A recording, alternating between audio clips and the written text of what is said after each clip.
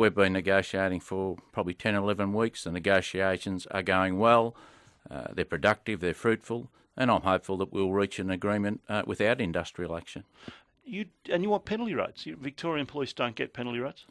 We're the only state that's not paid penalty rates for weekend work.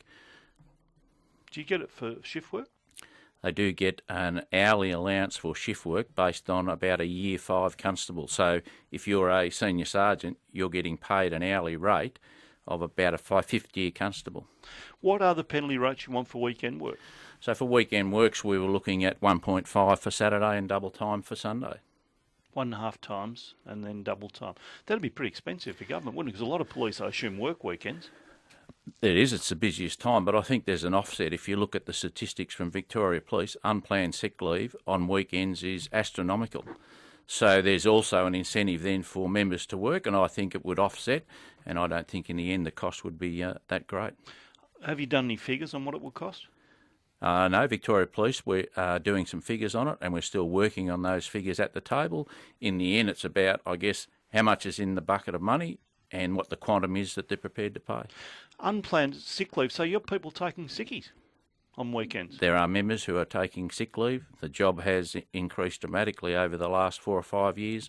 The pressures on our members are increasing day by day. But you're suggesting they're not sick? No, I'm not suggesting that. Some members are. We know that 22% increase in mental illness in the last 12 months.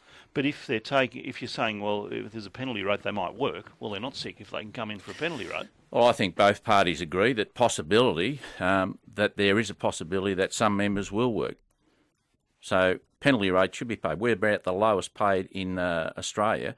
If penalty rates come in, we'll sit mid-range. Would you look at trading? You got 9 weeks holiday. Would you look at trading any of that off? The 9 weeks holiday is based upon 4 weeks. It's based upon accrued time off.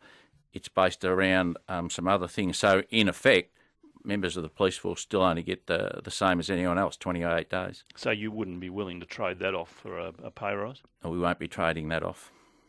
For anything? No. It's pretty important, that 9 weeks. Well, I think the pressures that the members work under these days, and as I said, some of the survey results that we've done over the last 12 months, members find themselves being assaulted on more occasions. There's a whole range of issues. And no, we wouldn't trade that off. It's about rest and recreation and recuperation.